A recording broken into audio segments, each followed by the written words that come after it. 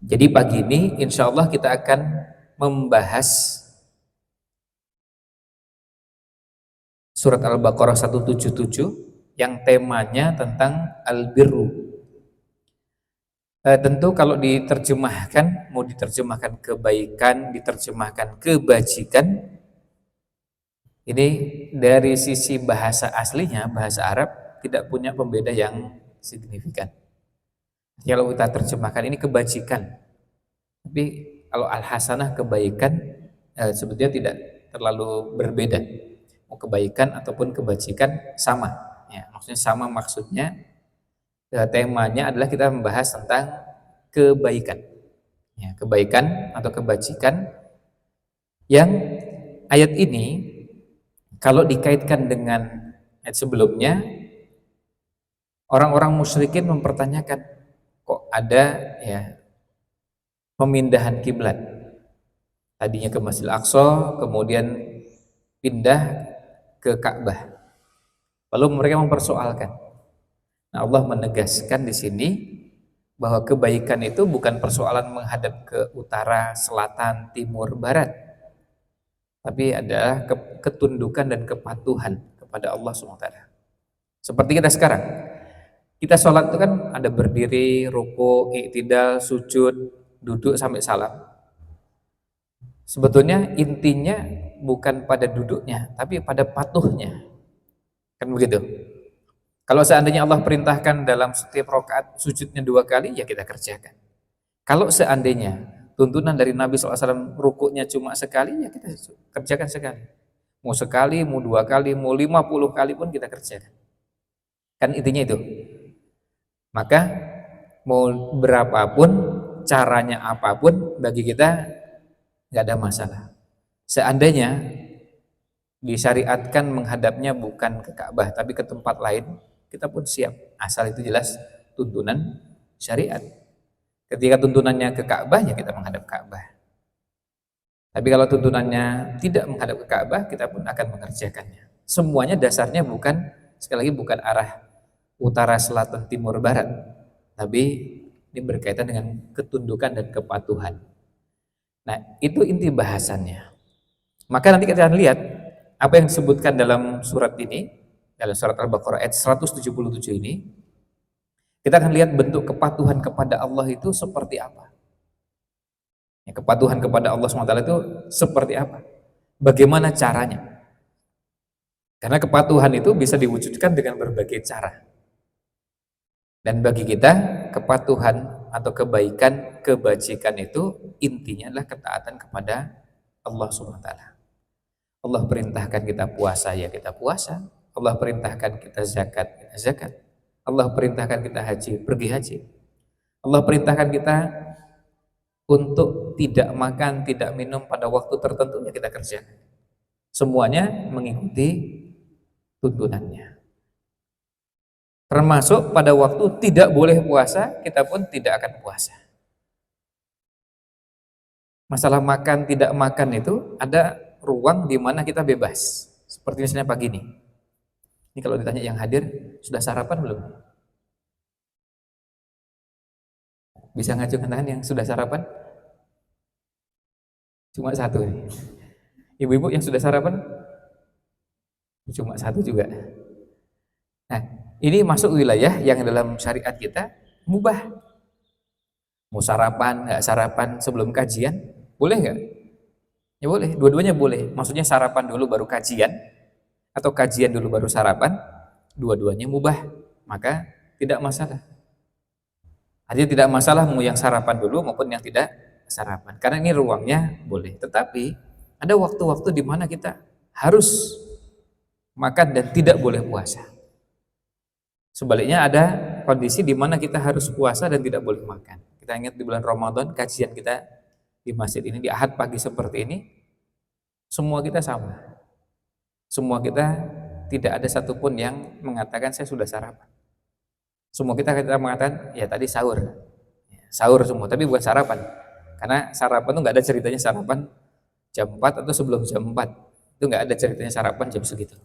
Kita menggunakan urf kebiasaannya masyarakat kita. Masyarakat Indonesia nggak ada yang ceritanya sarapan jam setengah 4 atau jam 4.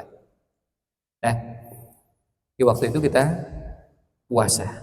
Tapi nanti di Idul Adha tanggal 10, 11, 12, 13 Dzulhijjah kita tidak boleh puasa. Bahkan harus makan. Yang berpuasa malah berdosa. Yang berpuasa tanggal 10 maksud Idul Adha atau 11, 12, 13 hari tasyrik, yang puasa di hari itu malah berdosa, bukan dapat pahala. Karena di hari-hari itu harus tidak berpuasa. Nah, itu untuk menunjukkan tadi yang kita sampaikan, albirru, kebajikan itu intinya bukan makan dan tidak makan. Kalau tadi arah utara, selatan, timur, barat, bukan itu intinya. Ya. Intinya kebaikan itu bukan menghadap kemana, tapi taat kepada siapa. Intinya kebaikan itu bukan tidak makan atau makan, tapi taat kepada Allah SWT. Waktunya makan, ya, waktunya kita harus puasa, maka kita puasa. Sebaliknya, ya, waktunya kita makan, ya, waktunya kita makan, kita juga makan. Nah, ini bentuk ketaatan kepada Allah SWT. Yang namanya taat itu siap mengerjakan apapun, disuruh makan ya makan, dilarang makan ya kita nggak akan makan. Ini bentuk-bentuk ya, bentuk-bentuk atau contoh-contoh ketaatan kepada Allah, termasuk berkorban yang akan kita jalani. Ada waktu di mana kita bisa makan, bisa minum daging, ya makan daging. Ya. Kemudian ada waktu di mana kita sangat dianjurkan menyembelih dan makan dari daging yang disembelih tersebut. Yang jadi ibadah namanya kurban. Nah, itu pengantarnya supaya kita bisa menangkap inti bahasan dari albir. Sekarang kita lihat ayatnya. Allah SWT berfirman, "Laisal birra an tuwallu wujuhakum qibalal masyriqi wal maghrib." Allah SWT berfirman, "A'udzubillahi minasyaitonirrajim." Laisal birra. Laisa artinya bukan atau tidak. Bukan dikatakan albir, bukan dikatakan kebaikan atau kebajikan, antuwallu kalian menghadapkan. Kalian menghadapkan wujuhakum, wajah kalian, kibalal masyriqi wal maghrib. Kibalal masyriqi wal maghrib. Qibala artinya menghadap, ke arah, ya. Qibal itu artinya menghadap ke arah, ya. Al masyriq, masyriq itu artinya timur, wal maghrib barat. Wa artinya dan, al maghrib barat. Yang namanya kebaikan atau kebajikan itu bukan menghadapkan wajah ke timur atau ke barat.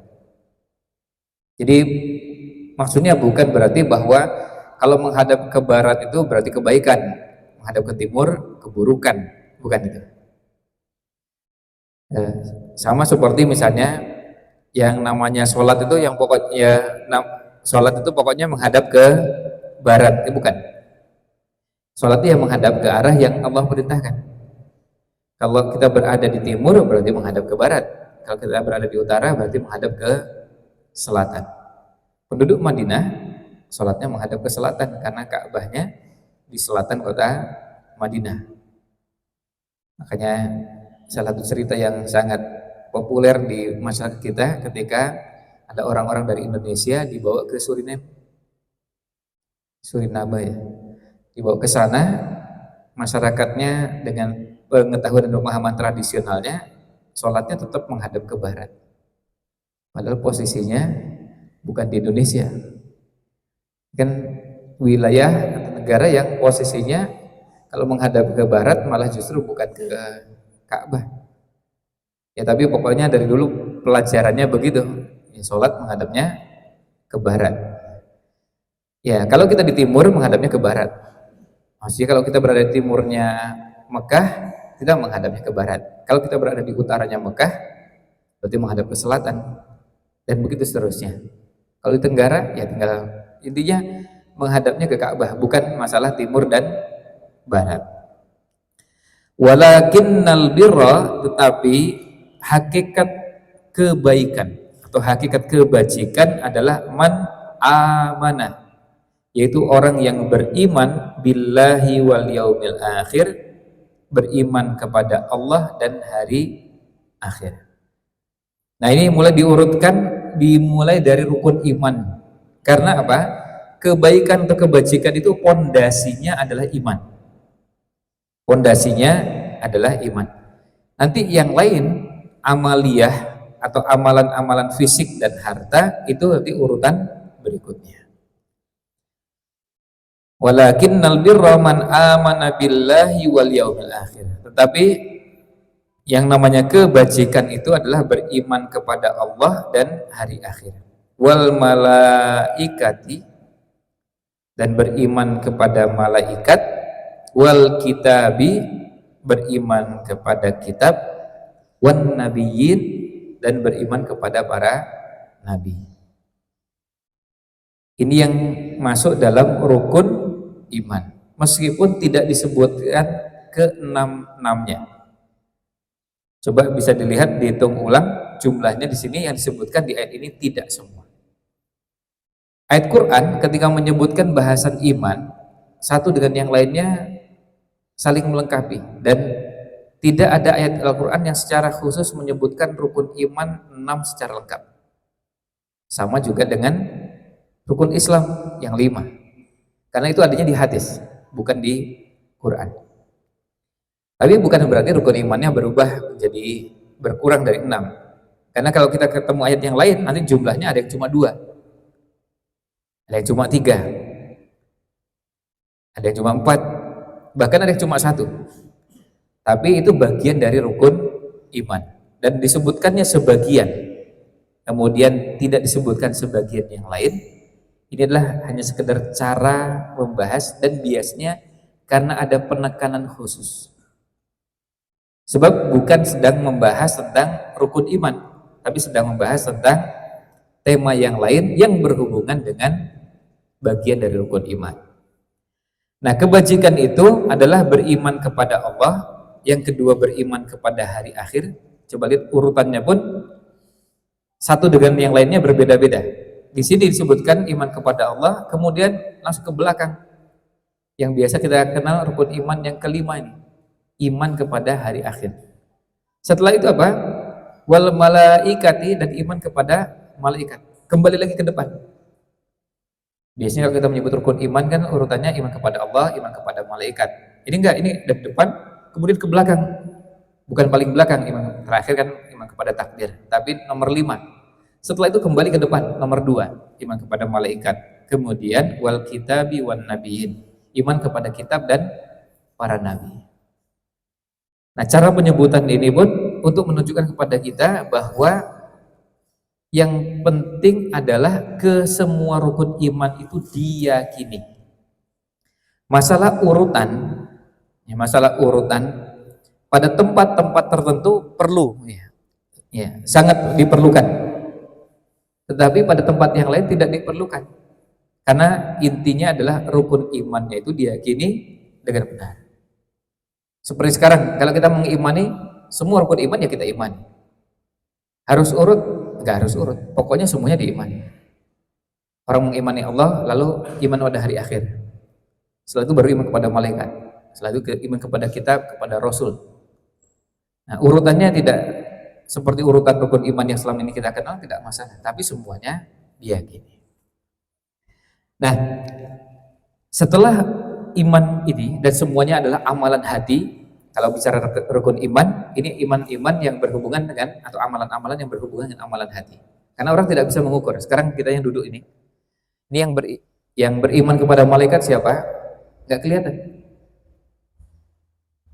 Karena apa? Tidak nampak bahwa saya beriman kepada malaikat itu wujudnya dengan cara apa? Iman kepada kitab, iman kepada nabi, tidak ada perilaku yang muncul dalam bentuk gerakan atau dalam bentuk bahasa tubuh, tidak ada. Dan juga tidak bisa diklaim bahwa kalau orang mengucapkan berarti sudah beriman. Ada yang cuma mengucapkan tapi tidak meyakini. Maka ukurannya bukan itu. Ini amalan-amalan hati. Kemudian karena membahas tentang albir, kebajikan itu ada hal-hal yang berhubungan dengan iman dan itu berkaitan dengan hati. Lalu yang berikutnya apa? Yang berikutnya wa atal mal. Nah, ini langsung pada amaliyah. Amalan fisik dalam bentuk harta. Wa atal mala ala hubbihi. Dan memberikan harta ala hubbihi. Ini ada yang menarik di sini. Disebutkan di sini dengan menggunakan kata ala. Ala itu dalam bahasa Arab biasanya untuk menggambarkan sesuatu yang di atas. Menggambarkan sesuatu yang berada di atas. Ala hubbihi. Wa atal mala, dan memberikan harta ala hubbihi, yang dicintainya. Kenapa digunakan ala? Sebagian ulama mengatakan ini untuk menunjukkan bahwa kita ini yang harus menguasai harta. Jangan sampai harta menguasai kita. Makanya posisi kita di atas. Kita yang menguasai. Kita yang menguasai harta. Artinya apa? Kalau kita yang menguasai harta, harta itu dengan mudah kita salurkan sesuai dengan yang kita inginkan. Bukan harta yang mengatur kita. Maka kemudian ada istilah budaknya harta. Kalau budaknya harta berarti harta yang di atas. Kalau budaknya harta, orang sibuk dengan mengumpulkan sebanyak-banyaknya dan pusing, bahkan bisa panik kalau seandainya harta berkurang, bahkan untuk kepentingan agama sekalipun bisa rasanya beratnya luar biasa. Maka kita mendapatkan bahwa kisah-kisah orang bisa menyalurkan harta yang dimiliki dalam jumlah yang besar. Itu betul-betul orang yang luar biasa. Karena apa? Berada pada posisi wa atal mala ala hubbi. Dia bisa mengendalikan. Hartanya yang dikendalikan, bukan dia yang dikendalikan oleh harta. Sebab kalau harta mengendalikan dirinya, dia akan berat. Ya, ilustrasi yang sering disebutkan kalau sudah menjelang Idul Adha begini kan sering digambarkan antara handphone dengan kambing. Kalau di bulan Idul Adha seperti ini biasanya dibandingkan antara handphone dengan kambing. Artinya kalau beli handphone itu rasanya murah dan diluangkan, disediakan dananya. Tapi kalau untuk beli kambing kok rasanya mahal ya. Kambing 2 juta begini. Wah, itu mikirnya lama dan panjangnya luar biasa. Tapi kalau mikir beli HP, diluangkan dan disempatkan untuk beli, bahkan kalau perlu HP-nya dengan kualitas yang sangat bagus, harganya lebih mahal pun nggak apa-apa. Tapi kalau beli kambing harganya lebih bagus, lebih mahal, ya mikir lama. Saya kalau kambing 3,5 juta, mahal juga ya. Kalau handphone 3,5 juta, rasanya kalau itu rasanya berbeda. Nah ini berarti alanya tergantung ala siapa ini. Jadi yang di atas itu harta atau yang di atas diri kita. Ada yang berat menyalurkan harta. Ini kalau di bulan Dzulhijjah, pas momentumnya Idul Adha. Di luar bulan itu apa? Contoh yang lain. Sekarang ini kita kalau mengeluarkan harta untuk beli buku dengan membeli barang-barang yang lain, apakah sama? Ada kalau membeli buku rasanya mahal sekali. Buku harganya sekian. Ada buku harganya 150.000. Padahal kalau dipakai untuk kepentingan yang lain, kadang-kadang kita menyalurkan juga menggunakannya dengan pengeluaran yang hampir sama. Ada yang digunakan untuk makan dan makannya kadang-kadang makan untuk sesuatu yang sebetulnya tidak harus dengan harga segitu. Tapi karena sekarang ini kan orang makan dia tambah susah ya. Karena makan bukan cuma sekedar makan tapi juga Cari tempat yang suasananya nyaman, kemudian nanti bisa untuk update status. Ada tempatnya, ini tempat baru dan ini lagi viral. Kata viral itu betul-betul jimat yang luar biasa ya. Mantra yang luar biasa, orang tersihir begitu mendengar kata ini, tempatnya viral. Oh, belum tahu ya? Ini viral loh. Jadi kita jadi merasa takut kalau seandainya belum berkunjung ke sana karena tempat ini viral. Merasa tertinggal, merasa kurang gaul, merasa tidak mengikuti perkembangan karena tidak mengunjungi tempat yang viral. Ternyata cuma apa? Cuma jualan nasi goreng, bakmi Jowo, tapi masalahnya viral. Sementara saya juga biasa beli bakmi Jowo di tetangga, tapi nggak viral, dan harganya jauh lebih murah, selisihnya jauh. Cuma tadi viral dan tidak viral. Nah, kita belajar untuk menjadi orang yang wa'atal mala ala hubbihi. Jadi kita memberikan harta yang kita cintai, tapi apa? Kita posisinya ala, posisinya di atas. Kita yang mengendalikan, kita yang mengatur. Maka kadang-kadang kita membeli dan tidak membeli karena kita melihat apa? Kurang maslahat.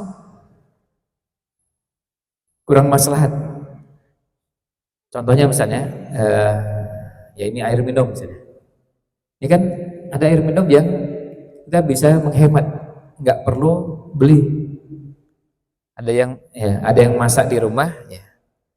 Ada yang masak air di rumah dan sudah tersedia, ya itu aja. Ada yang cukup itu kan sama ya. Bahkan menurut beberapa dokter itu lebih sehat daripada beberapa air yang dijual dengan kemasan. Udah lebih sehat, lebih murah. Nah, kalau wa'atal mala ala hubbihi, dia mau menyalurkan hartanya, dia pikir untuk membeli air sementara harganya agak mahal, dia mengeluarkan harta untuk itu dan dia bisa sisihkan supaya apa? Supaya dia bisa salurkan kepada yang lebih membutuhkan.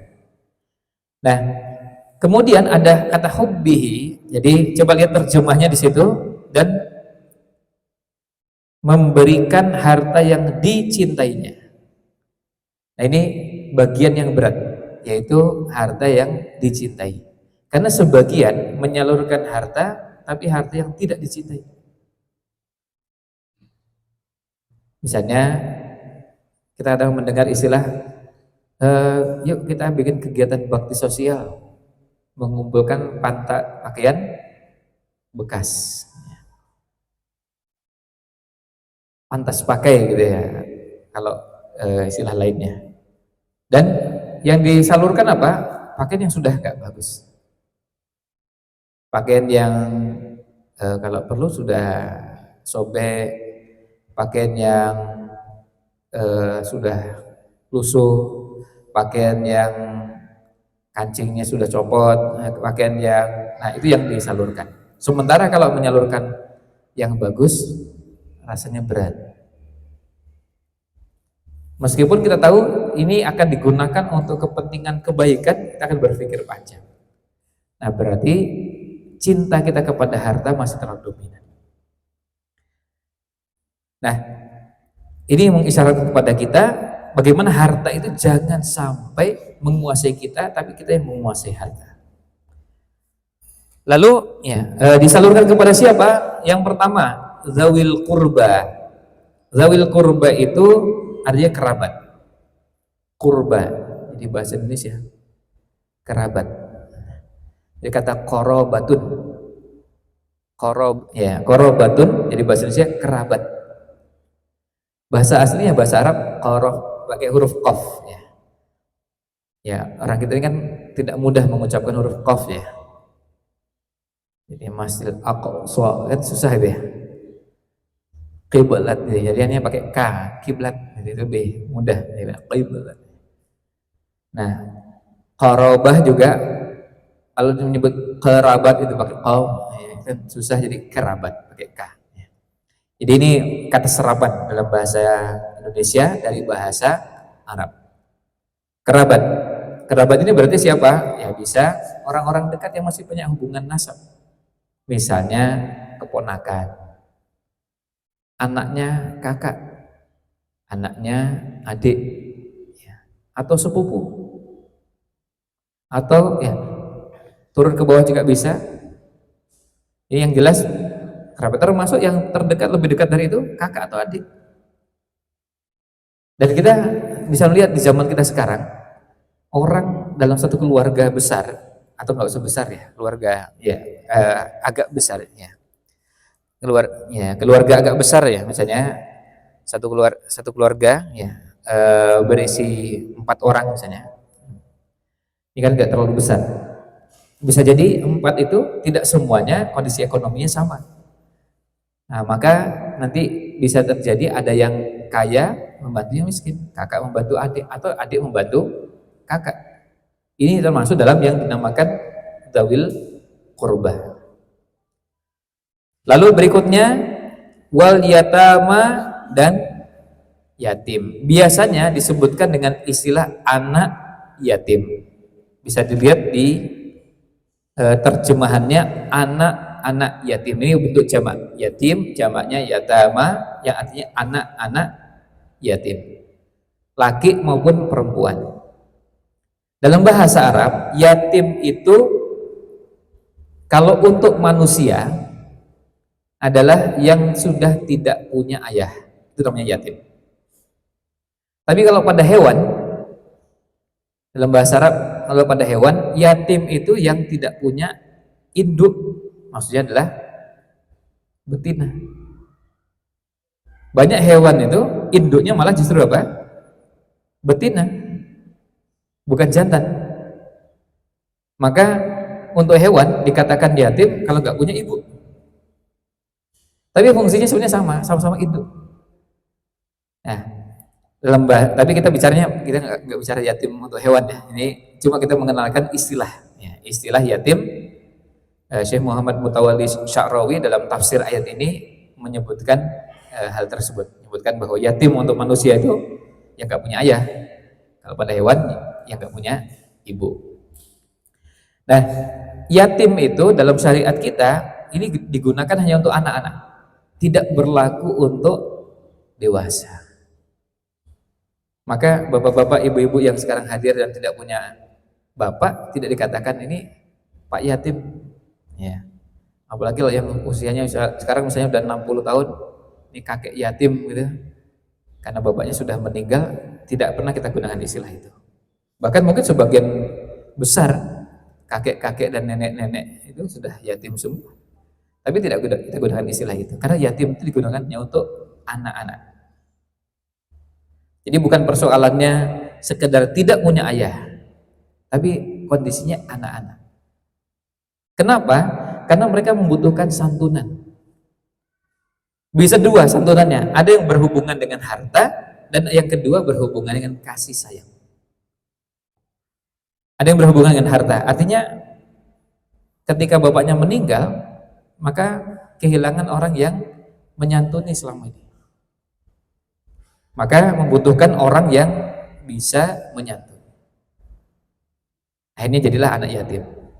Tetapi ada juga yang secara materi alhamdulillah berkecukupan. Bapaknya meninggalkan harta warisan yang melimpah. Dan sejak dulu, bukan cuma sekarang, sejak dulu ada. Beberapa ulama kita berangkat dari keluarga yang miskin dan dari keluarga kaya juga ada.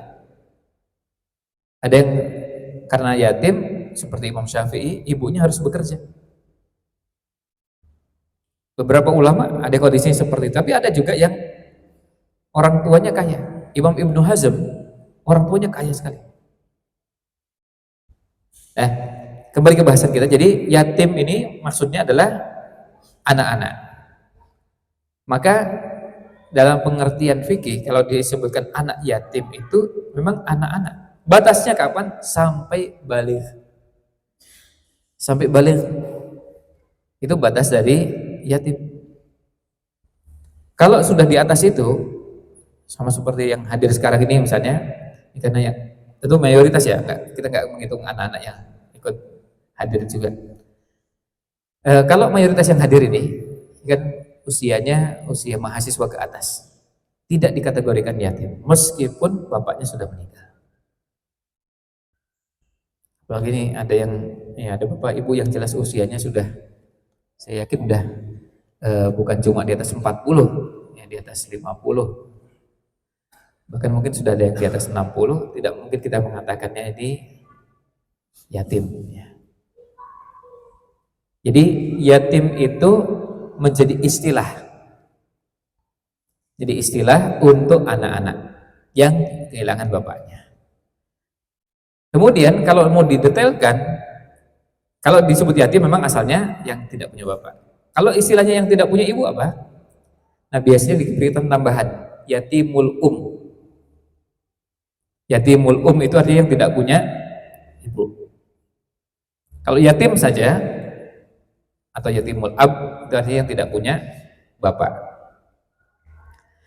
Nah, ini termasuk yang berhak untuk mendapatkan santunan selain dzil qurba, kemudian wal yatama, berikutnya wal masakin dan orang-orang miskin. Nah, kalau miskin bisa tua, bisa muda, tidak harus anak-anak.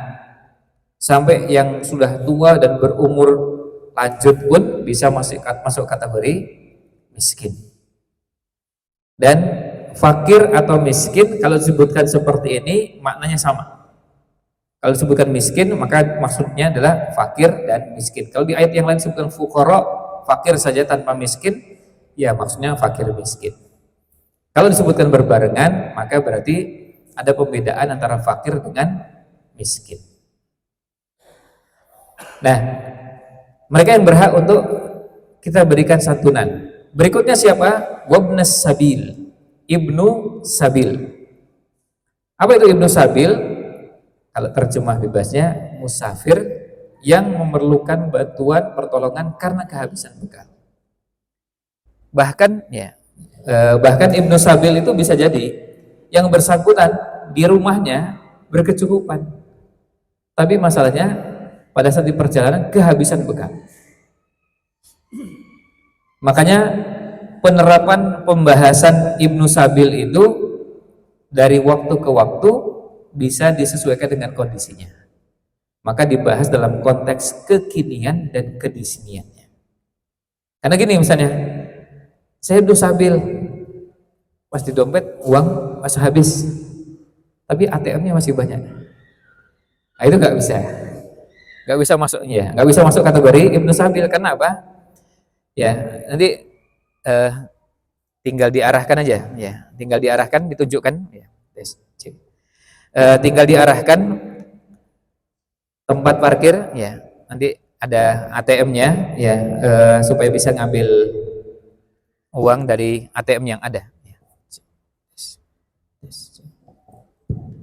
Ya, tinggal diarahkan ATM terdekat. Ya. Hal itu nggak usah diberi santunan, cuma ditunjukkan aja.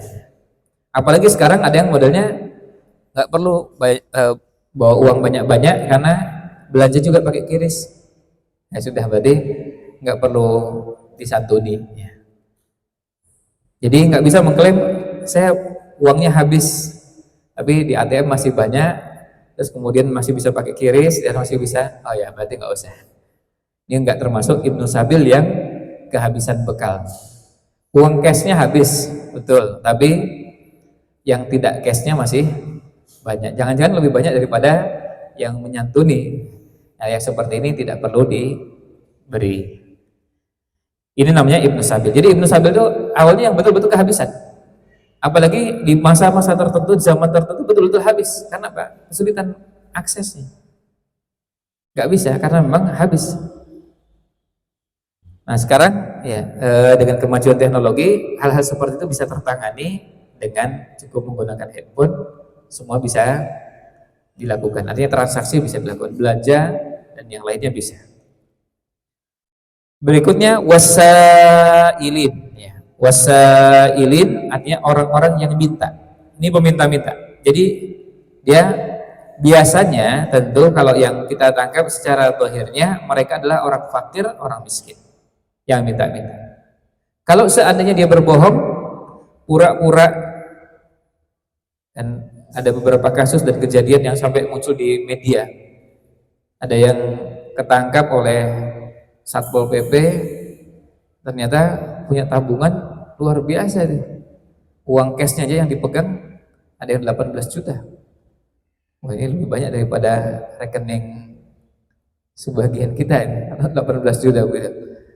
Bahkan yang paling luar biasa sempat ditelusuri ada yang sampai uang cash dan kemudian uang di rekeningnya angkanya bukan lagi puluhan tapi ratusan juta. Saya sempat dapati di salah satu media, ada yang ketahuan minta-minta begitu tapi menjadikan itu sebagai profesi. Nah, bisa jadi kita tertipu oleh orang seperti itu karena penampilannya nampak seperti orang yang sangat membutuhkan, nampak terlihat seperti fakir dan miskin, lalu kita santuni ternyata punya rekening yang luar biasa, punya uang cash juga yang ternyata banyak, tapi yang terlihat selalu terlihat sedikit. Jadi misalnya kalau menggunakan cangkir plastik yang kelihatan uangnya 500 dan 1.000 rupiah, itu pun jumlahnya cuma 3 atau 4, jadi sedikit. Tapi ternyata kalau sudah agak banyak, masukkan lagi ke kantongnya. Ada yang sa'ilit modelnya seperti itu, dan ada sa'ilit yang betul-betul membutuhkan. Itu sebabnya kenapa Allah mengajarkan kepada kita untuk menyantuni orang-orang yang betul-betul membutuhkan, tapi berangkat dari kondisi yang ada yang kita ketahui, baik dia minta maupun tidak minta. Karena ada yang menjaga kehormatan dirinya nggak mau minta-minta. Nah, kita coba lihat ayatnya. Ini mumpung di surat Al-Baqarah, kita lihat ayatnya di surat Al-Baqarah ayat 273. Silakan dibuka mushafnya, surat Al-Baqarah ayat 273. Nanti kita kembali ke 177-nya. Kita geser dulu ke 273 di surat yang sama, jadi di surat Al-Baqarah. Ini masih tetap suratnya sama, cuma ayatnya geser hampir 100 ayat ya. Tidak sampai 100 ayat. Ini hampir 100 ayat. 273. Tadi ayatnya 177. Ayat yang kita bahas ini. Sekarang kita geser dulu. Lihat di ayat ke 273. Allah SWT berfirman, lil fuqara illadzina uhsiru fi sabilillah. Lihat terjemahannya, ada keterangan dalam Quran, berinfaklah kepada orang-orang fakir yang terikat oleh jihad, berjuang fi sabilillah, di jalan Allah. La yastati'una darba, mereka tidak dapat berusaha di muka bumi ini. La yastati'una darba fil ard, tidak bisa berusaha di muka bumi ini. Jadi mereka ini fakir karena mereka ini sibuk berjuang di jalan Allah sampai akhirnya jatuh fakir atau miskin. Karena apa? Karena ngurusi agamanya. Bisa bentuknya berjihad dan bisa juga bentuknya bentuk yang lain. Orang ada yang waktunya nggak sempat lagi. Karena apa? Kalau sibuk bisnis, maka urusan dakwanya terbengkalai. Akhirnya apa? Waktunya dihabiskan untuk kepentingan agama ini. Akhirnya mereka apa? Jatuh miskin. Nah, kemudian lihat lanjutannya. Yahsabuhumul jahilu aghniya. Orang yang tidak mengetahui menyangka mereka ini orang yang aghniya, orang yang kaya, orang yang berkecukupan. Minat ta'affufi, karena mereka memiliki sifat iffah, tidak mau apa? Minta-minta. Jadi aslinya fakir, aslinya miskin, tapi mereka nggak mau minta. Pantang bagi mereka untuk minta-minta. Minta untuk kepentingan dirinya, padahal membutuhkan. Nah, Tapi apa lanjutan ayatnya? Ta'rifuhum, kamu mengenal mereka, bisimahum, dengan melihat sifat-sifat mereka. Jadi artinya betul-betul ini orang yang fakir, yang miskin. La yas'alunan nasa ilhafa. Mereka tidak meminta kepada orang dengan cara yang sangat dengan cara yang mendesak, minta-minta, mintanya juga sambil kejar-kejar terus. Mereka tidak melakukan itu. Wa ma tunfiqu min khairin, apapun harta yang atau kebaikan yang kalian nafkahkan di jalan Allah, fa innallaha bihi alim, maka sesungguhnya Allah Maha mengetahuinya. Dari ayat ini kita mengenal, untuk melengkapi pembahasan tadi, ada orang yang minta-minta. Kadang-kadang kita dihadapkan pada kondisi tadi, kita serba dilema, ini nggak dikasih, kelihatannya membutuhkan, tapi ini benar apa enggak ini? Betul-betul fakir, betul-betul miskin, betul-betul membutuhkan apa tidak? Kalau kita tahu ada tetangga kita, ada kerabat kita, ada teman kita, bahkan ada sebagian guru-guru kita yang perlu dapatkan santunan, lebih layak kita berikan santunan kepada mereka-mereka ini kalau mereka masuk kategori seperti yang di ayat 273 ini, surat Al-Baqarah. Mereka sebetulnya masuk kategori fakir, mereka masuk kategori miskin, tapi mereka pantang untuk minta-minta. Saya pernah cerita di sini, cuma sudah lama, saya lupa, beberapa tahun yang lalu. Ada salah seorang ustadz yang beliau kegiatan sehari-harinya selain ngisi pengajian juga ngajar TPA, dan beliau termasuk orang yang pandai menyembunyikan kesulitan hidup. Tidak pernah mau menampakkan kesulitan-kesulitan yang ada. Hanya pada orang-orang tertentu saja yang dekat, yang tahu. Nah, yang tadi ta'rifuhum bisimahum, akan tahu persis ini orang membutuhkan apa tidak.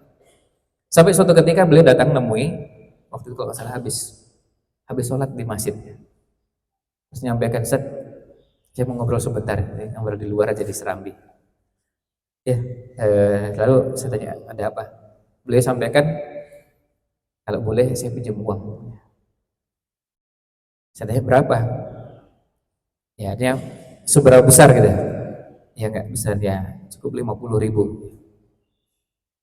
Saya merasa heran, ini kok nggak biasa. Saya tanya, "Ada keperluan apa?" Beliau bilang, "Ya keperluan untuk susu anak saya. Kalau kami sekeluarga, saya dengan istri biasa puasa, nggak ada masalah. Tapi anak nggak bisa puasa. Anak nggak bisa puasa. Artinya anak pada usia tertentu kan nggak mungkin kita paksakan puasa. Jadi pinjam itu karena memang betul-betul nggak ada yang bisa dimakan, nggak ada yang bisa diminum. Dan sementara beliau berdua dengan istrinya, itu beliau bilang, ya kalau kami berdua cukup air putih masih bisa bertahan. Tapi kalau anak nggak bisa." Nah, orang-orang seperti ini yang dimaksudkan dalam ayat ini, lil fuqara illadzina uhsiru fi sabilillah la yastati'una darban fil ard yahsabuhumul jahilu aghniya'a minat ta'affuf. Itu kalau seandainya beliau saya hadirkan di depan antum semua atau kemudian melihat aktivitas hariannya, antum nggak akan mengira bahwa beliau ini melarang, karena beliau tidak pernah menampilkan kesulitan hidupnya. Tapi kita yang tahu, justru sejak mengetahui kondisi rumahnya, keluarganya, kita akan berpikir untuk seandainya kita punya kelebihan, kita akan santuni orang-orang seperti ini. Karena apa? Karena mereka ini lebih layak untuk dapat santunan. Aktivitas sehari-harinya sibuk dengan kegiatan ngurusi agama ini. Salah satunya adalah yang beliau ngurusi tiap hari adalah TPA. Dan kita semua tahu lah. Kita bicara TPA secara umum, ya, saya pikir bukan cuma di Jogja ya, di tempat lain juga kayaknya sama. Berapa sih yang diberikan untuk guru TPA sebulan ya? Cukup nggak itu untuk transportasi nih, kalau mau kayak transportasi? Nggak cukup. Nggak cukup. Dan mereka memang melakukan itu niatnya ya ingin ngaji anak-anak, ingin anak-anak menjadi baik, ingin anak-anak bisa kenal agama ini, bisa mengenal tuntunan sholat, bisa kenal bagaimana caranya berwudu, bisa mengenal iman, bisa mengenal Islam, bisa mengenal banyak hal, dan mereka berkorban ya, dengan waktu, tenaga, harta yang mereka miliki. Ada ya, ada ustadz-ustadz yang modelnya seperti ini, yang kita melihat ini apa istilahnya, pahlawan tanpa tanda jasa. Luar biasa mereka meluangkan waktunya, ada yang ngajar TPA tuh tiap hari. Kemudian pada kesempatan yang lain ngajar di beberapa kegiatan, ada yang pagi, ada yang malam, selain sore. Dan apa yang beliau dapatkan nggak cukup untuk kebutuhan harian. Tapi luar biasa beliau-beliau ini bisa bertahan dengan cara apa? Sampai puasanya itu udah gak karuan. Si sempat tanya ada yang puasanya, lah atau ini puasanya puasa apa? Ya nggak jelas puasanya. Ya kalau nggak ada yang bisa dimakan ya puasa. Kalau puasa Daud kan puasa sehari berbuka, itu karuan. Kalau nggak ada yang bisa dimakan, kemarin udah puasa, hari ini puasa lagi, dan besok hari Senin ya puasa juga. Selasa pas nggak ada yang bisa dimakan ya puasa lagi. Ada yang kondisinya seperti itu. Ini masuk kategori fuqara ya. Fuqara lil fuqara illadina ya. Lil fuqara illadina uhsiru fi sabilillah. Jadi mereka waktunya, tenaganya, pikirannya habis digunakan untuk kepentingan agama ini. Nah, kita yang tahu kondisinya orang-orang seperti itu, maka kita menyantuni. Makanya ayatnya diawali dengan apa? Berinfaklah. Berinfaklah kita kepada orang-orang seperti ini. Orang-orang yang masuk kategori fuqara, tapi mereka tidak menampakkan kesulitan hidupnya. Nah, ini melengkapi pembahasan surat Al-Baqarah 177 tadi. Sekarang kita kembali ke surat Al-Baqarah 177 tadi.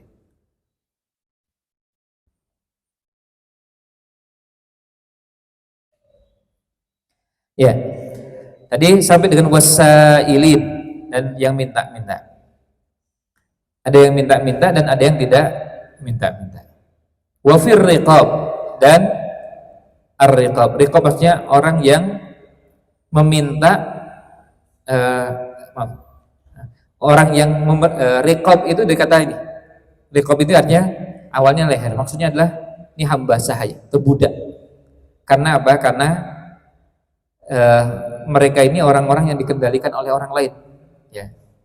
Cara mengendalikan orang lain itu adalah dengan mengendalikan lehernya, megang lehernya. Nah, ini maksudnya adalah budak. Jadi maksudnya harta yang digunakan untuk memerdekakan budak. Setelah harta, berikutnya apa? Wa aqamas shalah, lalu menegakkan salat. Wa ataz zakah, dan mengeluarkan zakat. Jadi kalau ini lagi sama dengan bahasan rukun iman tadi, rukun Islam yang disebutkan di sini pun tidak sesuai dengan urutan yang biasa kita kenal. Dimulai dari zakat dulu, kemudian dimulai dari infak dulu, kemudian sholat, lalu zakat, dan tidak ada pembahasan puasa dan hajinya. Ya, tidak lengkap seperti bahasan rukun iman tadi. Sekali lagi, ayat-ayat Quran yang seperti ini kita pahami karena memang pembahasannya sedang memberikan penekanan pada bahasan-bahasan tertentu, bukan sedang menjelaskan rukun Islam ada berapa, rukun iman ada berapa. Berikutnya, kebajikan itu diwujudkan dengan wal mufuna bi ahdihim idza ahadu, dan orang-orang yang menepati janjinya apabila ia atau mereka berjanji. Jadi kalau janji ditepati. Ini orang-orang yang dikategorikan sebagai orang yang melakukan albir, kebajikan. Berikutnya, wassabirina fil ba'sa'i wad-dharra, dan orang-orang yang bersabar dalam kesempitan, dalam penderitaan, wahinal ba's, dan ketika berada dalam peperangan. Ini merupakan salah satu bagian dari bentuk sabar. Sabar itu salah satunya adalah dalam kondisi-kondisi yang tidak menyenangkan. Sedang sempit, sedang susah, sedang berat, sedang kesulitan. Nah, ini bagian dari bentuk sabar. Dan ini juga sama dengan pembahasan yang sebelumnya. Ketika disebutkan ini tidak berarti bahwa sabar itu hanya dalam kondisi ini. Karena sabar juga dimasukkan dalamnya adalah ketika sedang lapang, ketika sedang ditimpa musibah, ketika sedang mengerjakan ketaatan, ada juga bentuk kesabaran dalamnya. Nah, setelah selesai semua itu, ulaikal ladzina shadaqu, mereka itulah orang-orang yang benar imannya, benar kebajikannya. Wa ulaika humul muttaqun. Nah, ditutup dengan mereka itulah yang benar-benar bertakwa. Maka ketika kita menjelaskan tentang takwa itu ciri-cirinya apa saja, ayat ini bisa menjadi salah satu ayat yang menjelaskan makna ketakwaan. Takwa itu diwujudkan dengan apa? Nah, disebutkan di sini yang pertama, kedua, ketiga, ini masuk dalamnya. Ini bentuk dari ketakwaan. Nah, kemudian tadi kita menyebutkan ada albir, kebajikan. Lalu orangnya dinamakan dengan apa? Orangnya dinamakan dengan, kalau bentuk jamaknya ada al-abror. Abror itu artinya orang-orang yang melakukan kebajikan. Al-abror artinya orang-orang yang melakukan kebajikan. Kalau di ayat yang lain Allah menyebutkan bahwa al-abror itu akan mendapatkan naim, mendapatkan surga naim. Itu orangnya. Perbuatannya dikatakan albir, kebajikan. Kemudian akar kata yang hampir sama dengan ini, tapi kita lebih mengenal dan populer dengan istilah yang lain, yaitu pada saat pembahasan haji, yang kebetulan hari-hari ini kita melihat saudara-saudara kita berangkat haji. Kita mendengar istilah apa? Haji mabrur. Akar katanya sama. Albir, abror, mabrur, itu akar katanya sama. Jadi haji mabrur itu akar katanya sama dengan albir. Dalam hadis disebutkan birrul haji. Birrul haji itu artinya haji mabrur. Jadi birrul haji itu haji mabrur. Apa birrul haji itu? Diwujudkannya diantaranya adalah it'amut ta'am wa tibul kalam. Diwujudkan dengan suka memberi makan kepada orang dan tutur katanya baik. Maka biasanya ini sering dibahas, terutama kalau pengajian pasca haji, membahas tentang haji mabrur. Salah satu tandanya adalah dengan diwujudkan dengan apa? Diwujudkan dengan kita buktikan bahwa kita ini pulang haji, tutur kata kita jadi lebih terjaga. Dan yang kedua, suka menyantuni, yang kalau kita lihat di ayat ini tadi wa atal mala ala hubbihi dzawil qurba wal yatama wal masakin dan seterusnya. Artinya suka memberi pada orang. Bisa memberinya makanan itu dalam bentuk matang sudah jadi, atau memberinya mentah supaya yang bersangkutan leluasa mengaturnya. Kan bisa jadi ada orang membutuhkan makan, betul, tapi kalau kita selalu berikan dalam bentuk makanan, belum tentu menunya cocok. Atau kalaupun menunya cocok, tapi karena mengantarkannya tidak fresh, maka kualitas makanannya nggak sebagus kalau masih hangat. Maka supaya lebih mudah sudah diberikan mentahnya aja. Lalu kita berikan uang biar yang bersangkutan mengatur sendiri. Nah, itu juga bagian dari memberikan makan. Sebetulnya kita memberikan makan, tapi kita juga gak tahu jadwal makannya itu kapan. Seperti tadi kita tanya pada yang hadir di kajian ahad pagi ini yang hadir ini sudah sarapan atau belum? Ternyata yang sudah sarapan baru cuma satu, yang di ikhwan, yang di akhwat juga cuma satu. Selebihnya belum sarapan atau enggak ngacung kan tadi ya? Karena yang ngacung cuma satu tadi, jadi kita hanya menghitungnya dari yang mengacungkan tangan. Bisa jadi ada sebagian kita yang nggak biasa sarapan tuh terlalu pagi ya. Ada yang kalau sarapan dia di atas jam 8, Nah, sama juga dengan orang-orang yang kita santuni, yang kita katakan fakir miskin. Ada yang kita bantu dari fakir miskin, mereka terbiasa sarapan dengan jadwal yang berbeda dengan kebiasaan kita. Jangan dibayangkan semua orang sama dengan kita. Kalau saya sih sarapan jam 6, ya silakan. Yang lain mengatakan, oh kalau saya enggak, saya di atas jam 8. Dan itu tidak ada yang salah. Dia semuanya, karena hukum asalnya mubah. Kecuali kalau salah dari sisi, ini dianggap kurang tepat dari sisi kesehatan, nanti pertimbangan lain. Tapi bukan berhubungan dengan halal dan haram. Jadi semuanya boleh, mau sarapan jam 8 pun boleh. Nah, ini namanya albir, kebajikan, orang yang namanya abror. Tapi ada istilah yang lain namanya mabrur. Maka ada istilah haji mabrur atau birrul haji. Birrul haji itu istilah lain dari haji mabrur.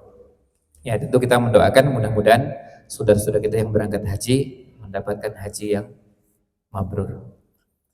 Demikian ulasan kita untuk pagi ini, ayat ke-177 surat Al-Baqarah. Mudah-mudahan bisa menjadi inspirasi bagi kita semua. Wallahu a'lam. Sallallahu ala Nabi Muhammad wa ala alihi wa sahbihi ajmain. Assalamualaikum warahmatullahi wabarakatuh.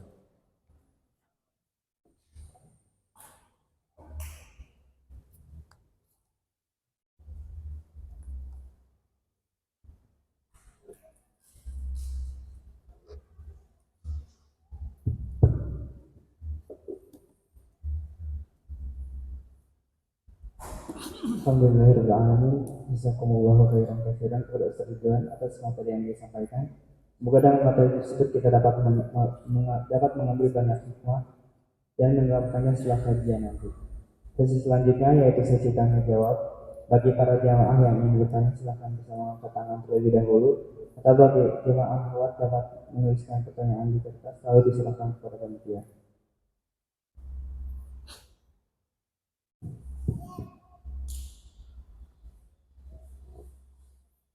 Bismillah, Assalamualaikum warahmatullahi wabarakatuh. Waalaikumsalam. Tanya Ustaz, kalau di ayat 177 surat Al-Baqarah kan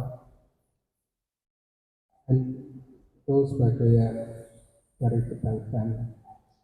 Tapi di ayat yang lain surat Al-Maidah ayat 1 itu ya ayyuhalladzina amanu aufu bil uqud. Yang saya tanyakan perbedaan antara ahad janji dengan akad itu apa? Terima kasih. Maksudnya, ya.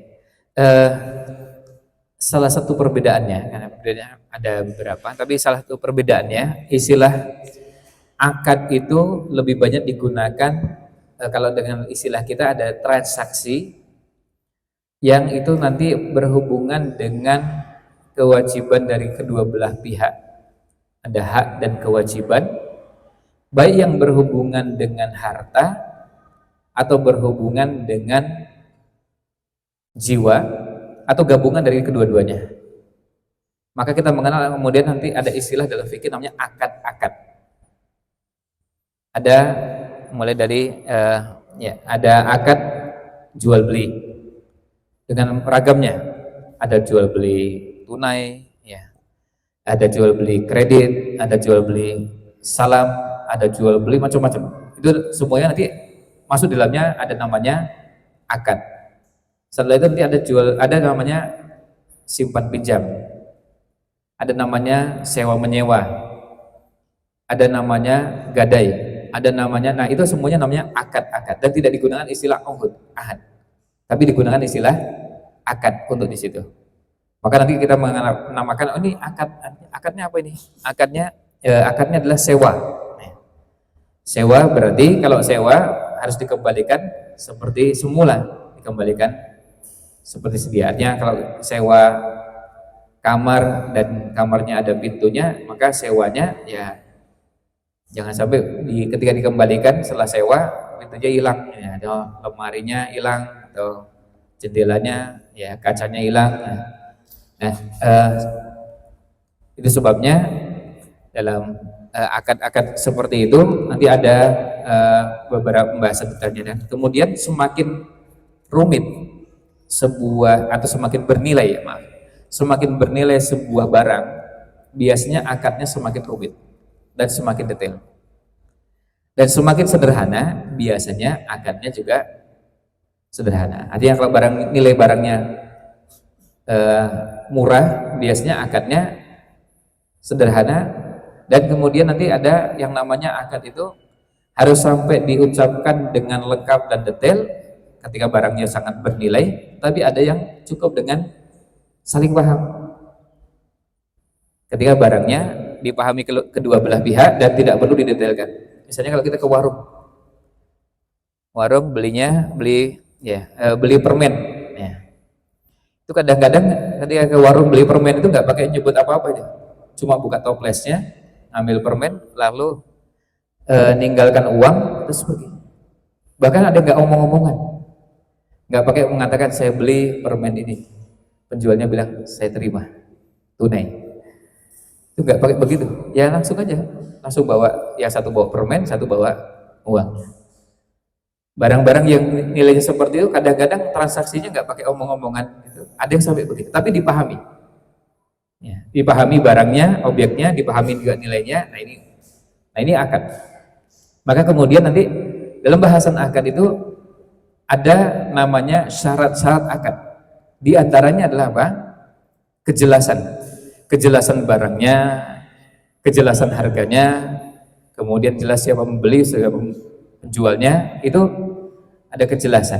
Maka kalau pembeli barang yang tidak jelas masuk dalam pelanggaran dalam syariat. Nah, kalau kita mendapati di beberapa tempat tidak mencantumkan harga, maka kita tanyakan supaya jelas. Dan supaya tidak terjadi ada orang mengatakan, wah ternyata mahal gitu ya. Ya tanya dulu. Kan ada kejadian-kejadian yang diceritakan, apalagi kalau kita dapati di media sosial, cerita itu kan macam-macam.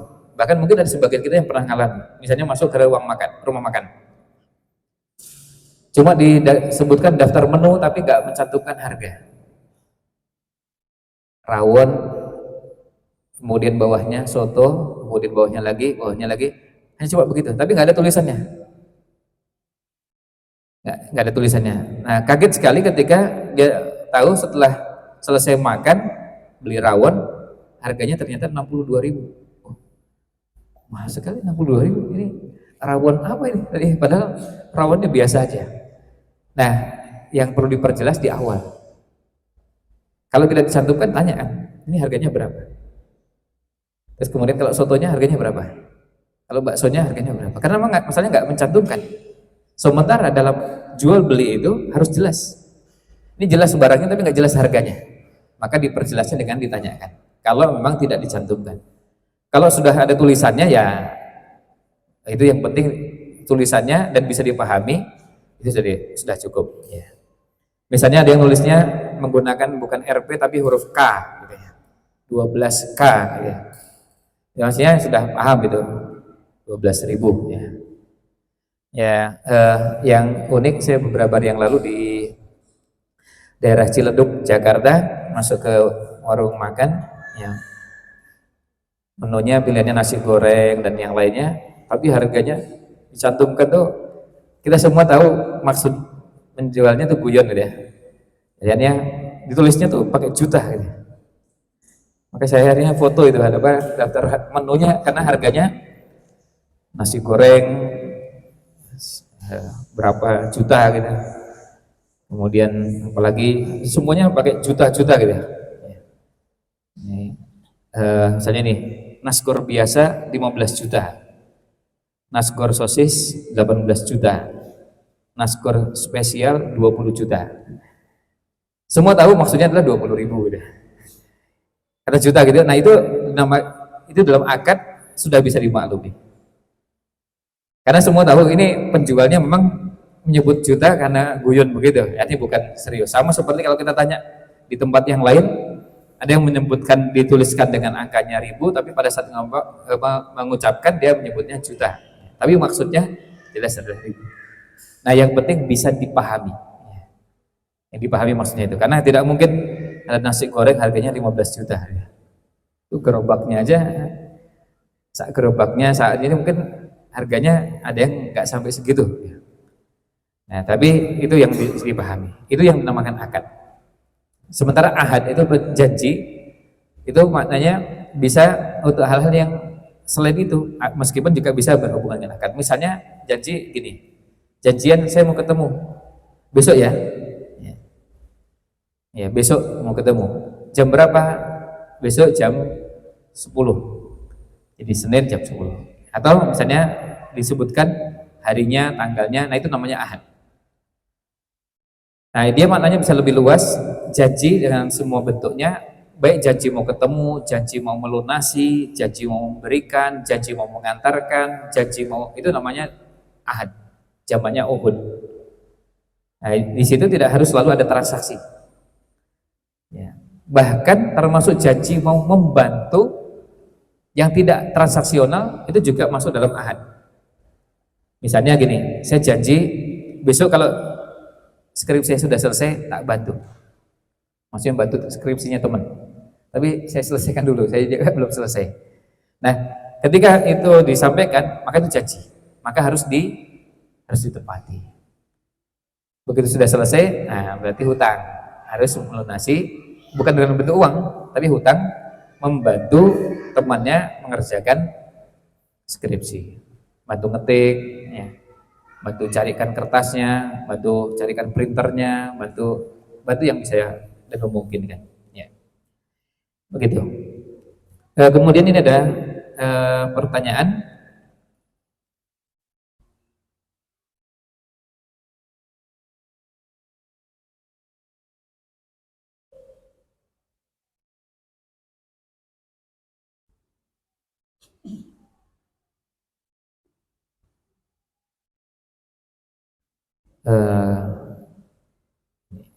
Bagaimana caranya supaya selalu super baik dan tidak mudah down, segera bangkit melejit iman dan takwanya.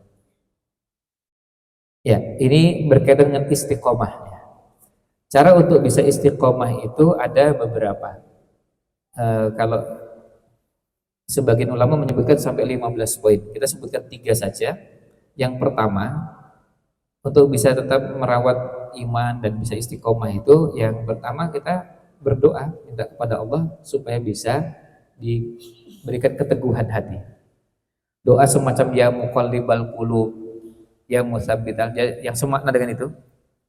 Jadi yang wahai zat yang membolak-balikkan hati, sabit qalbi, atau dengan bahasa Indonesia aja, ya Allah yang membolak-balikkan hati, minta diberikan keteguhan dalam keimanan, dalam ketakwaan, dalam amal soleh, dalam melakukan beberapa amal yang mungkin kalau kita mau sebutkan boleh. Minta supaya bisa istiqomah menjaga salat sunnah rawatib yang 12. Boleh disebutkan secara khusus juga silahkan. Nah itu yang pertama. Yang kedua, kisah-kisah orang yang istiqomah itu perlu dipelajari supaya menguatkan kita agar bisa tetap istiqomah. Kisah itu siapa? Dari mulai Rasul, sahabat, tabi'in, ulama-ulama Islam, termasuk tokoh-tokoh di zaman sekarang misalnya yang kita kenal, itu kisah yang bisa memberi semangat pada kita. Orang bisa istiqomah, dan kadang-kadang istiqomahnya nggak harus banyak. Kan istiqomah itu nggak harus istiqomah dalam semua hal. Bahkan sulit untuk bisa istiqomah dalam semua hal. Yang ada istiqomah dalam beberapa hal. Ada yang istiqomah baru bisa 3 amalan. Alhamdulillah sholat 5 waktu bisa tetap terjaga di awal waktu. Yang kedua, untuk sholat sunnahnya bisa dirutinkan. Yang ketiga, bisa rutin berinfak meskipun jumlahnya masih sedikit. Tapi alhamdulillah tiap hari.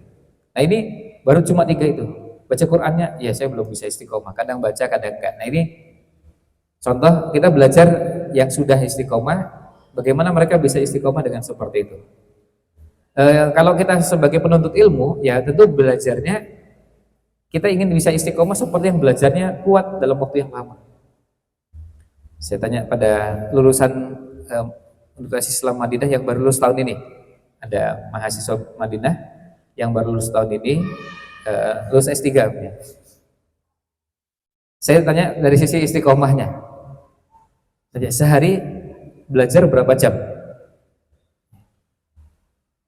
Beliau langsung bisa menyebutkan angkanya, ya sehari 11 jam. Nah itu istiqomah. Dan beliau bilang nggak bisa lebih dari itu karena harus membagi waktu ngantar anak, ngantar istri, ya ternak teri ini kan ya. Terus juga ada kesibukan yang lain ini dan itu, jadi sisanya untuk kegiatan yang lain. Tapi alhamdulillah bisa istiqomah sehari belajar 11 jam. Nah itu eh, orang istiqomah dengan belajar. Nah kalau kita sebagai pembelajar, sebagai penuntut ilmu, maka kita perlu melihat pada sisi-sisi tersebut supaya kita lebih bisa istiqomah. Paling enggak kalau kita lihat itu 11 jam, kita sekarang baru bisa 3 jam, ya kita coba naikkan 3,5 jam, naikkan lagi sampai 4 jam sehari, terus setelah berjalan 1 bulan 2 bulan naikkan lagi sampai 5 jam, 6 jam dan begitu seterusnya. Dan yang terakhir, supaya bisa istiqomah juga perlu punya teman yang bisa sama-sama. Maka kadang-kadang kita memilih teman itu penting sekali karena apa? Almar'u ala dini khalilihi. Orang itu mengikuti agama saudaranya. Kita bisa terpengaruh dengan teman. Kalau temannya rajin, jadi ikutan rajin. Kalau temannya malas, jadi ikutan malas. Maka terpaksa kita harus memilih teman yang baik, yang bisa memotivasi kita jadi rajin. Nah, itu paling tidak 3 hal yang bisa saya sampaikan untuk pertanyaan tersebut. Wallahu a'lam. Berikutnya,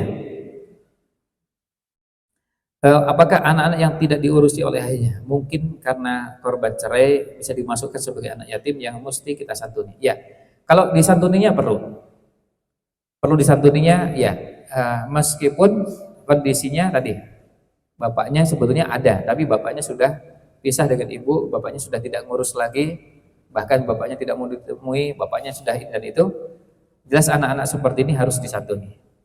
Bisa jadi disantuninya 2 tadi, dan bisa salah satunya. Maksudnya bisa jadi dari sisi materi berkecukupan, tapi membutuhkan santunan dari sisi kasih sayang, perhatian, pendidikan. Dan itu bisa jadi membutuhkan biaya yang tidak kecil. Sekarang ini kan biaya pendidikan tuh sebetulnya kalau kita memikirkan pendidikan yang baik, ya kita harus jujur memerlukan biaya yang tidak kecil. Kalau gini mendidik anak dengan baik. Kan mencarikan pendidikan yang berkualitas itu tidak mudah. Termasuk juga kalau anak berada di rumah. Kita memikirkan gimana caranya supaya bisa mendukung proses pendidikan anak. Kadang-kadang kita harus mengeluarkan biaya yang tidak kecil. Bisa jadi biaya itu digunakan untuk apa? Untuk meningkatkan kapasitas pendidiknya. Kalau kita sebagai orang tua atau yang ngurusi anak seperti itu, kita yang dinaikkan levelnya, kualitas kita. Maka kita perlu belajar, kita ikut pelatihan, kita ikut ini dan itu supaya apa? Bisa mendidik anak-anak seperti ini dengan baik. Karena kadang-kadang orang investasi untuk keperluan yang sifatnya materi gampang. Beli baju, beli pakaian, beli sepatu dan yang lainnya diluangkan, tapi untuk pendidikan, baik untuk dirinya maupun untuk anak-anaknya belum tentu. Padahal kalau orang perhatian pada pendidikan harusnya ini yang terbesar. Baju itu kan bisa ganti seperlunya. Tapi kalau pendidikan, banyak sisi yang akan kita rasakan. Anak perlu dididik ini dan itu. Dan pendidikannya jangan hanya yang sifatnya terlihat di depan mata dan mudah diakses. Misalnya, ini anak perlu belajar coding. Ya, boleh nggak? Ya boleh, nggak ada masalah, silahkan. Tapi jangan sampai iman nggak pernah ditanamkan. Bagaimana mengajarkan iman pada anak? Bagaimana mengajarkan keberanian? Bagaimana mengajarkan empati? Bagaimana mengajarkan bahasa? Bagaimana mengajarkan, ada banyak hal yang kita perlu ajarkan kepada anak-anak. Kita ini orang Indonesia, tapi kalau suruh ngomong susah, akhirnya perlu ada pelatihan public speaking. Padahal kita orang Indonesia, ngomong bahasa Indonesia aja susah. Gitu. Nah, kita ini ngomong bahasa apa ya bisanya? Suruh ngomong bahasa Jawa juga nggak bisa, ngomong bahasa Sunda juga nggak lancar, bahasa Indonesia juga nggak bisa. Terus apalagi bahasa Inggris lebih susah lagi, bahasa Arab nggak bisa juga. Terus yang bisa bahasa apa? Nah, berarti ada persoalan mengajarkan bahasa. Terus gimana caranya? Ya, ini harus dilatih. Ya.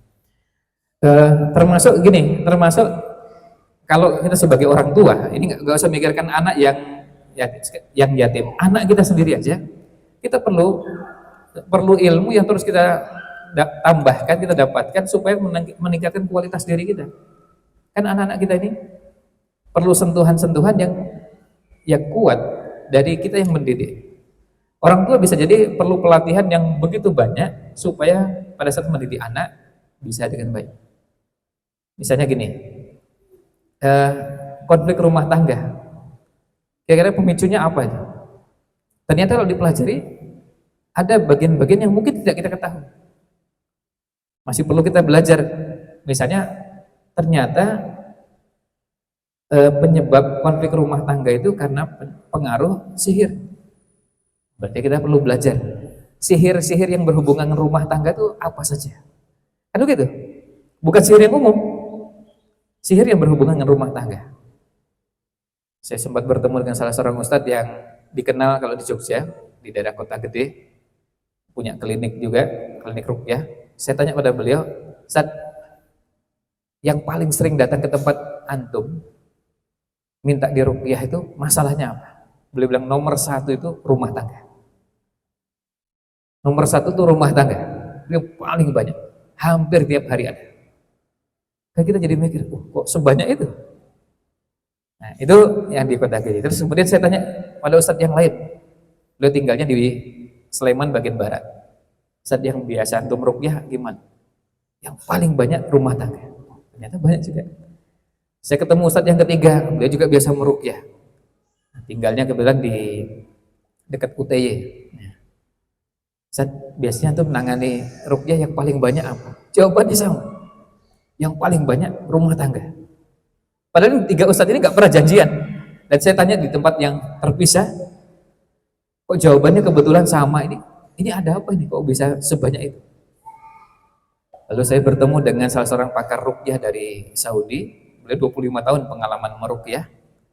Beliau ketika saya tanya, beliau mengatakan bahwa problematika pasutri itu termasuk yang terbanyak adalah dari bab ini, bab tentang sihir atau ain. Nah, artinya bukan cuma 1 2, ternyata ini juga perlu kita pelajari. Nah, berarti kita perlu belajar tentang bagaimana manajemen rumah tangga, yang tadi investasinya bisa jadi uang yang kita keluarkan supaya bisa mendidik anak dengan baik, kita yang belajar. Uangnya tidak langsung diberikan dalam bentuk kita berikan makanan, berikan pakaian pada anak, enggak. Tapi dalam bentuk apa? Kita menaikkan kapasitas diri supaya kita bisa mendidik anak dengan baik. Kalau saya ini misalnya tipenya ngamuan, mudah emosi, nah berarti saya perlu belajar gimana caranya mengendalikan emosi. Karena anak bisa jadi mudah emosi gara-gara lihat bapaknya begitu, ngamuan. Ibunya ngamuan, ya lengkap kan gitu. Kalau bapaknya ibunya ngamuan kan terus anaknya kan belajar, oh gitu tuh caranya ngamuk tuh. Ada bendera terbang, ada ucapan-ucapan pisuhan-pisuhan yang keluar dari lisan. Anak jadi terlatih, maksudnya terlatih ngamuan. Kan kasihan anak. Meskipun kita bilang jangan ngamuan, nah ya itu. Bapak ngasih contoh aja. Nah akhirnya berarti itu yang kita perlukan. Nah itu contohnya. Dan ini hari Sabtu dan Ahad yang akan datang ini ada salah seorang pakar parenting dari Saudi akan berkunjung ke Jogja. Ini kami sedang lagi memikirkan untuk bikin acara khusus dengan beliau.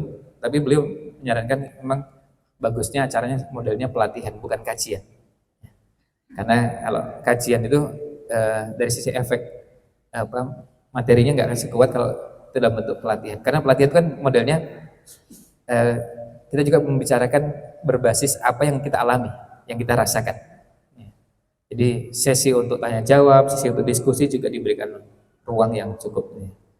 Ya, mohon doanya nanti kalau publikasinya sudah jadi nanti kita informasikan insya Allah. Tapi yang jelas insya Allah hari Sabtu dan Ahad pekan depan ini. Kemudian yang terakhir, bagaimana menyikapi orang yang minta-minta di perempatan jalan? Kapan harus diberi, kapan tidak? Tadi kalau kita punya pilihan yang lebih baik, maksudnya gini, sekarang sama-sama miskin, yang satu sholat, satu nggak sholat, itu saya pilih yang sholat. Saya punya tetangga fakir miskin dan rajin ke masjid, tentu saya lebih milih uang saya salurkan ke itu. Dan beliau, saya bilang lewat WA, kalau nanti suatu saat lagi nggak punya apa-apa, bilang gitu. Jadi beliau nggak sungkan lagi. Sekarang kalau malam-malam, Ustaz, ada makanan nggak? Gitu. Saya senang dimintai begitu. Karena apa? Karena beliau 5 waktu ke masjid, dan saya kalau ke masjid sering lihat beliau. Kemudian ketika membutuhkan, nyampaikan. Tapi kalau nggak membutuhkan, nggak pernah minta-minta. Nah ini layak untuk diberi santunan. Dan pemegang kartu KMS, kemudian penerima BLT, ya. Nah itu layak. Ini sholat, ini nggak sholat. Nah saya memilih yang sholat. Kemudian ada yang rajin ke masjid dan baru di PHK. Ya. Kemudian sekarang kondisi keuangan rumah tangganya sedang kesulitan. Hari Rabu, ya saya ke Klaten, saya ditunjukkan oleh keluarga ini ada bapak yang terpaksa memindahkan anaknya dari pesantren karena nggak punya uang. Tapi beliau ingin nyekolahkan itu dengan susah payah, ya. Karena baru di PHK, kemudian harus begini dan begitu. Akhirnya kita yang punya kelebihan harta masih memilih yang seperti itu. Karena apa? Tadi ini lebih layak. Karena ini yang satu sholat, satu nggak sholat. Nanti kalau kita naikkan lagi, sholat dengan sholat, tapi satu sholat dan ngapal Quran, satu sholat nggak ngapal Quran. Nah saya pilih yang itu. Akhirnya saya pilih santri pondok tahfidz Quran yang saya tahu mereka sholat lima waktunya dijaga, dan ada santri yang memang sudah nunggak bukan cuma setahun. Saya kalau sekolah, karena kita juga sama-sama pengelola sekolah, saya biasa tanya pada beberapa pimpinan sekolah, Ustaz, di sekolah dengan ini yang nunggak berapa orang? Dan biasanya kalau sekolah punya data itu, atau punya angka juga yang nunggak dari keluarga orang-orang baik, orang-orang yang soleh, dan kemudian berapa orang atau nilainya sampai berapa itu. Yang nyampaikan, ya ini kalau dihitung yang sudah nunggak ini sampai 300-an juta ini. Ada sekolah yang nyampaikan begitu, dan kita mau nagih itu nggak enak, suka, karena memang dari keluarga tidak mampu, dan kita sudah sempat datang berkunjung langsung ke rumahnya, nggak mampu. Nah, kalau kita yang punya kan lebih baik milih ke sini daripada ke sana. Sementara ini jelas, bukan cuma jelas muslimnya, jelas sholatnya, jelas, ada beberapa yang jelas, sementara yang lain tidak jelas. Dan apalagi, maaf, saya kebetulan sempat dipertontonkan melihat ada yang di perempatan itu bukan cuma minta-minta, tapi pada saat Jumatan nggak Jumatan. Karena saya tahu itu karena apa? Karena pas masjidnya dekat perempatan itu dan masih berada di perempatan pada saat Jumatan, dan begitu keluar dan saya kebetulan tergesa-gesa karena ada keperluan yang lain, masih juga di perempatan itu. Dia nggak mengubah kostumnya, sementara itu perlu waktu ya, karena ada jelas yang harus mengubah kostumnya, apalagi yang badannya dicat itu kan nggak mungkin Jumatannya begitu ya, sehingga saya bisa tahu ini udah pasti nggak Jumatan ini, karena nggak mungkin datang ke masjid dengan tanpa busana begitu ya. Sehingga maaf menyimpulkan tidak sholat Jumat itu karena ya nggak mungkin nggak pakai baju ke masjid terus kemudian apalagi badannya habis dicat gitu ya. Nah, bukan kita tidak mau membantu yang tidak mampu, tetapi terus terang jujur aja harta kita terbatas sehingga kita terpaksa memilih. Kalau harta saya melimpah dan melimpahnya tak terhingga, ya nomor serinya nggak ada nomor serinya, hartanya pokoknya mau ngasih kemana-mana saya gampang ya. Tapi terus terang karena hartanya terbatas, akhirnya saya milih ke sini dan nggak ke situ. Ya karena apa? Karena persoalannya cuma tadi terbatas, akhirnya membuat prioritas. Kalau seandainya tidak terbatas, ya, kita bisa dengan leluasa, bisa sini sedikit lah, sana agak banyak, itu bisa leluasa. Apalagi maaf sebagian kita ini betul-betul terbatas, ya betul-betul terbatasnya terbatas beneran ya. Jadi yang bisa kita salurkan per hari misalnya, itu berapa sih? Per minggu berapa? Per bulan berapa? Jadi sangat sedikit. Dan yang terakhir, mumpung ini momentumnya juga sama. Kalau kita lihat pesantren yang ada di banyak tempat, termasuk di Jogja ini, yang mereka bebankan kepada orang tua, itu masih dalam batas biaya yang sangat wajar dan masih tergolong murah. Artinya masih wajar. Misalnya gini, ada pesantren yang membebankan kepada santrinya per kepala satu orang itu 1.500.000. Itu kalau dibagi 30 hari, per hari berapa? 50.000 kan ya. Itu dengan itu kita nitipkan anak kita Bukan cuma dikasih makan sehari 3 kali, diajari Quran sampai alhamdulillah sampai hafal Quran, diajari ini itu, bayarnya sehari cuma 50.000. Nitip nitip mobil di Bandara Cengkareng sehari itu 60.000 dan nggak diapa-apakan, nggak dikasih bensin, nggak dicuci, nggak diapa-apakan. Artinya lebih mahal nitip mobil daripada nitip anaknya. Nah, dan nitip anaknya nggak diterlantarkan, nitip anaknya dikasih makan, kemudian diperhatikan. Nah ini artinya kita patut bersyukur pada teman-teman yang mengurusi pesantren dengan mereka siap dengan biaya yang semurah yang memungkinkan mereka berikan. Demikian jawaban untuk beberapa pertanyaan yang ada. Wallahu a'lam. Sallallahu alaihi wasallam ala Nabi Muhammad wa ala alihi wa sahbihi ajma'in.